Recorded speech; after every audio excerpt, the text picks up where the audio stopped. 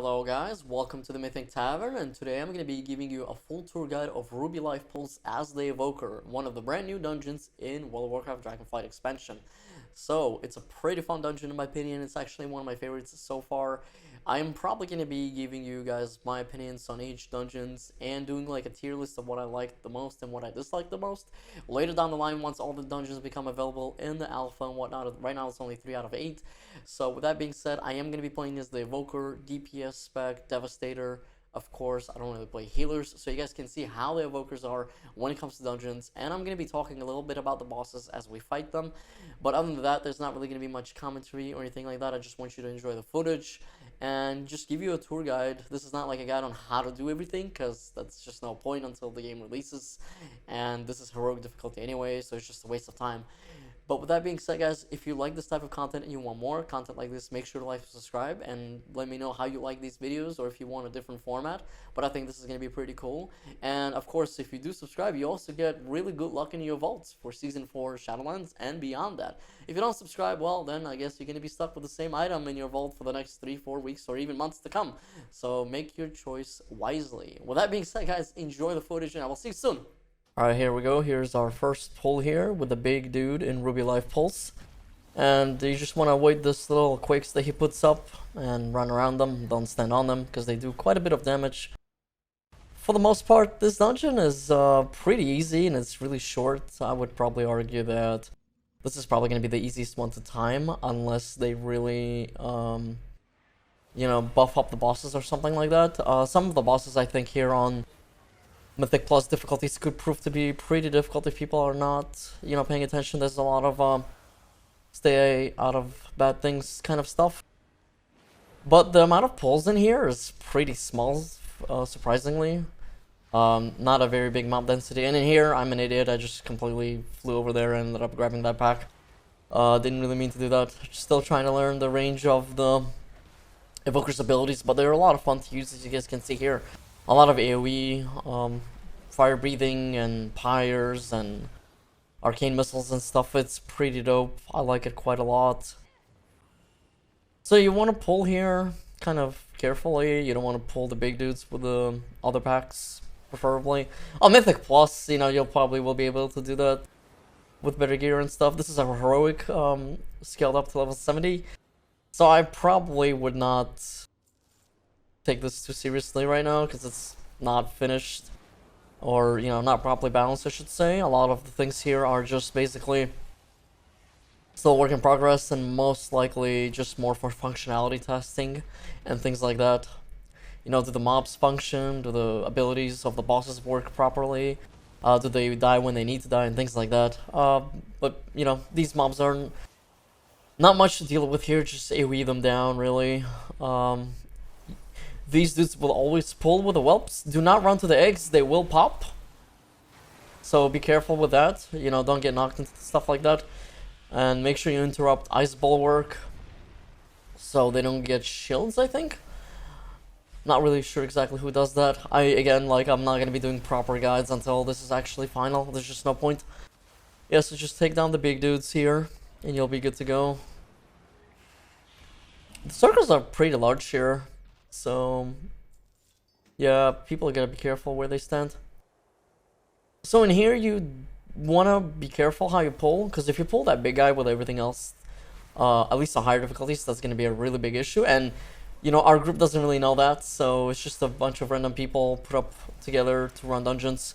But normally on Mythic Plus, you probably want to pull him separately, simply because he does a flurry that you can't interrupt or CC. And he's gonna do a charge that you have to get away from. So yeah, it hits pretty hard. Specifically the tank, as you guys can see. Definitely wanna single target him. But I'm AoEing here because we pulled other packs. And yeah, as you can see here, we're getting pretty low. Tank almost died there, and just because we're not being really careful here. But yeah, after he goes down, everything else is pretty easy. And I don't know what the mob percentage is going to be here, but I would probably... you could skip these spikes on the sides there. On Heroic, obviously, because you don't really need them. And on Mythic 0. But I don't know about Mythic Plus if you're going to need them. Because the mob density, like I said, in this dungeon is pretty low. See, we're already up to the first boss. I really like this boss. She's pretty fun. Basically, you need to nuke her down, stay out of stuff, and then kill the whelps that she summons. And don't run into the eggs, of course. So be careful where you dodge to. So right here, person is gonna get a thing called Chillstorm on them, and they're gonna place it somewhere in the arena, and wherever they're gonna place it, you want to get away from it. So they need to run away, like to the other side of the room or something like that, while not also attracting or popping the eggs. And then she's gonna do a bunch of icicles like this. It's gonna show you where they're gonna appear. You don't want to be next to them, obviously, otherwise you're gonna get frozen in place, and people are gonna have to get you out, and that's not really fun. And then she's gonna call in the whelps. You have to nuke them down, and tank has to grab them, and then you kill her. As you guys can see here, it's really easy on heroic. I mean, it's heroic, you know, heroic dungeons haven't been challenging ever since, I don't know, Cataclysm probably. So I probably wouldn't pay much attention to that. On Tyrannical, I can see that boss being pretty difficult. Other than that, she seems like she has pretty low HP, but again, this is alpha. I'm pretty positive a lot of the stuff is just testing difficulties, testing functionality, and so far I would say they're probably a little bit undertuned. This dungeon specifically, Uldaman is a little bit more difficult, as you guys can see. We have a video for Uldaman as well, so check that out if you're curious. But we're gonna come up here. It doesn't matter which side you go to. What you gotta do here is basically clear out all the elementals before the other boss is able to be attackable. So it's kind of like Junkyard in, what's his face? Yeah, Mechagon Junkyard section when you fight Gunker, where you gotta kill all the monstrosities. It's similar to this. You just gotta kill all the big fire elemental dudes. So you can probably grab him with the big dude, but again, you know, first time group and stuff like that, so you gotta be careful.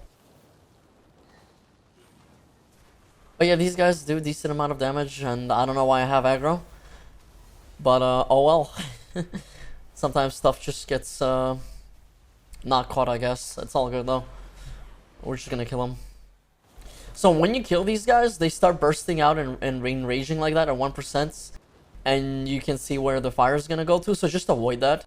Because on Mythic Plus, that's probably gonna do a shit ton of damage. So over here, you want to focus down the Blazebound Destructors, or whatever they're called. With big fire elemental dudes. I really like these new fire elemental models, they're pretty cool. Oh, and also you're gonna get a dot on you sometimes with a circle around you. There's no way to avoid that. It's just gonna happen, so get away from the group before you explode. It's basically a living bomb. So when the big dudes get down to 0 health, they're gonna do a big explosion around where they die. You can see the very big circle of where the explosion is gonna happen.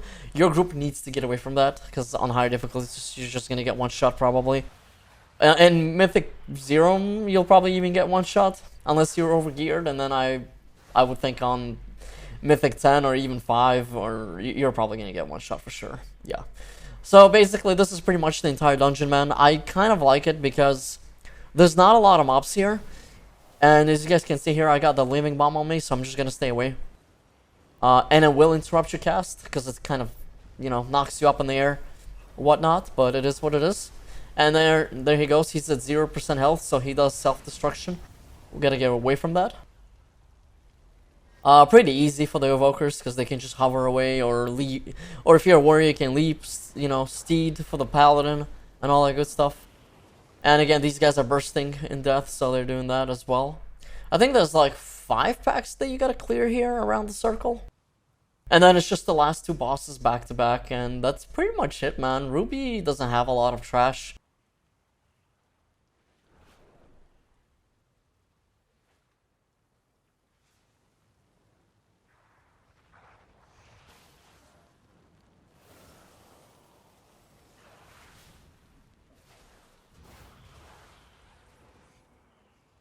But yeah, like I said, I think it's just gonna be easy because there's just not much to do here mob-wise.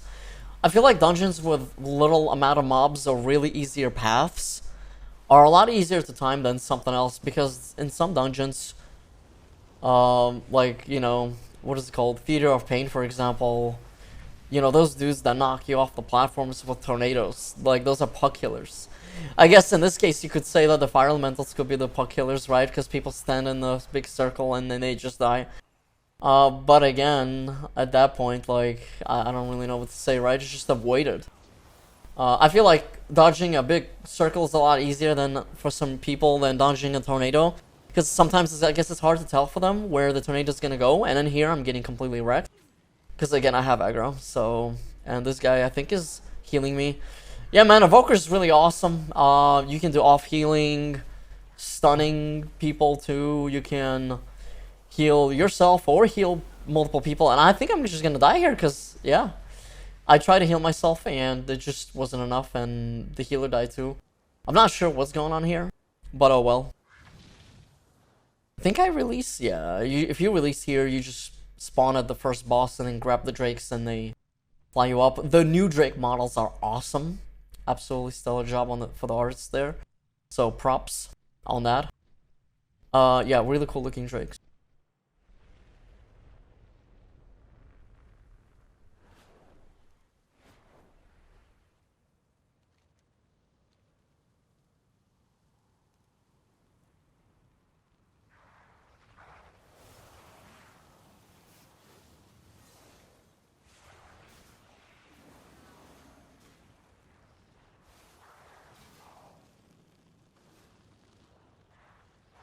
These dudes are running around. I think they're infinitely respawn, but I could be wrong. Yeah, so this is the boss. It looks like a high mountain Tauren or Aura Tauren. I don't know. She's pretty easy. Kokia Blazehoof. Basically, she does the same things that the mobs that we just killed do. So in here, obviously, you want to get away from that. So that's where the elemental is gonna spawn. And then you want to nuke him down. So you do want to focus the ads here. And then she's also gonna do these boulders that you wanna dodge, and yeah, and interrupt the roaring blaze because it does a pretty nasty damage. And then when they die, they're gonna explode as well. And that's the fight. Pretty simple, nothing too crazy. I don't know how much they're gonna change these abilities, but yeah, man. I don't really think this boss is that difficult. I remember when I did this for the first time, people were like confused because you know, first time learning fights and stuff. But very standard mechanics, and honestly, at this point, you can probably just not even kill the ad because she's so low, and just nuke the boss.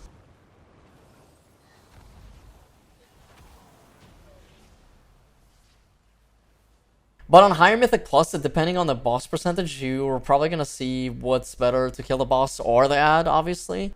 If you're being pressed for time, you're gonna make those decisions. But for the most part, I would assume on Tyrannical, this boss is probably gonna be a pain. Simply because she's gonna have a lot more health, so you're gonna have to go through more of the ads phase. Okay, so this is the final boss here. Back to back, no ads. Literally back to back bosses. Not even a mini boss. Basically just dodge stuff. It's a tank and spank for the most part. I don't really like this fight from like a fun perspective. Maybe it's because it's on lower difficulties. It's too easy.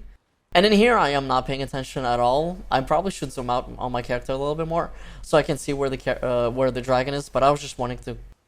I don't know. I like playing a little bit zoomed in. Obviously, when I raid, I'm not as zoomed in, but that's just me. And you know, just dodge the red stuff. And you do have to kill the dragon as well, so you have to fight both of them. I wonder if he's gonna drop that as a mount. That'd be pretty cool because there's a lot of mount drops in dungeons these days. So you want to get away from that breath, of course, and someone already got killed. Thankfully it's a DPS, so not a big deal. So in here I'm gonna be an idiot and completely fly into that, but I think I was able to go over it. No, I still got hit by that. And then he does this wind thing, which I'm not really sure what that's supposed to accomplish. I guess it's supposed to disorient you, and I'm just standing and stuff, man. I like everywhere is just fight. Yeah, and I die, yeah. I think we kill him. I don't remember if we do, or do we have to? Well, the boss is almost dead, so it's just a little bit chaotic here with all this crap. The new fire effects look nice though. Yeah, so the boss is about to die, like the rider that is, and then we have to fight him. Yeah, he just died. You can hear the death cry. Oh, I think it was just us dying. I think we just gave up. That was not the boss death cry. Oh no, the boss was dead. It was the dragon that was still alive that we have to kill him to actually finished the boss off. Yeah, the rider was dead. But the boss actually wasn't dead. But that's alright, because we're gonna give this another shot. But yeah, guys, this dungeon is pretty PCZ and really short. So this video is like, what, 12 to 15 minutes long? Yeah, it's gonna be easy to time this, assuming people know their stuff. So hopefully I'm not gonna die here this time around like an idiot. And we're gonna do this, right?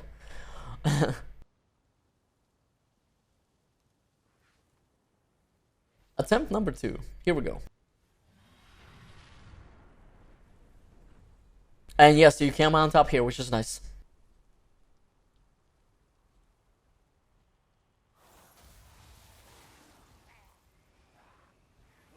So I'm gonna be casting a bunch of yeah, this is why you should zoom out your camera, man. Don't play like I'm playing here. It's pretty pathetic. And I'm trying to dodge stuff before it pops, and I'm trying to also hit him at the same time.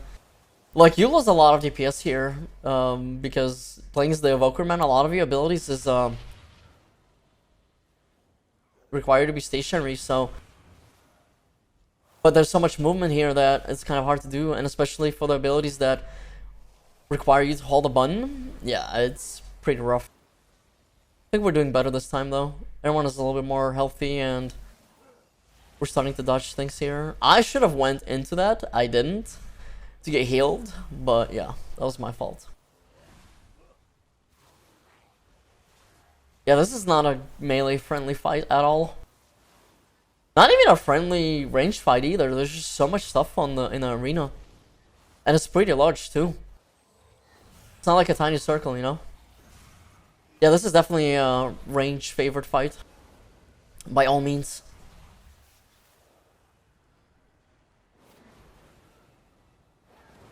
Yeah, the rider's dead. Now we just finish off the dragon. And there he goes. And that was Ruby Life Pools tour guide, guys. I hope you like that kind of content. If you did, please like, subscribe, and I will be seeing you soon for more stuff like this. Peace out and have a good one.